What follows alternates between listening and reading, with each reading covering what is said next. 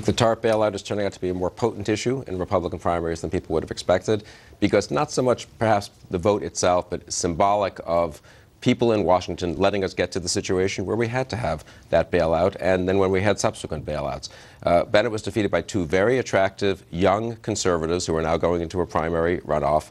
And this, you know, one can say that he was defeated by the Tea Party, but he was actually defeated. If you look at these actual candidates, they're impressive young conservatives who I think want to rethink fiscal policy and economic policy across the board in a much bolder way than an establishment Republican like Bob Bennett was willing to do. This is evidence of how the American political center is losing. On the right wing of the party, a guy like Bob Bennett, who is a right-wing conservative, is being driven out because he's not sufficiently conservative. So your position is every incumbent senator should just be reelected forever, that no one's allowed to challenge. Have you looked at the actual qualifications of the two people who are now running in Utah? Yes. Bridgewater and Lee. Have you looked at them? They're fine. Look, so you think it's just terrible? God forbid there should be fresh blood. Let me just say this. If I lived in Utah, I'm going to give up Bob Bennett and all his seniority and connections. Why do you need the seniority? To bring the pork home? To bring pork That's home. worked well over the last several years. And so you'd sit here and say, oh, TARP was terrible, bailouts were terrible, even though we saved ourselves from depression. That's rational, that's good, inspired, caring about America? The Republican Party in the Senate is going to look really different in 2011. I think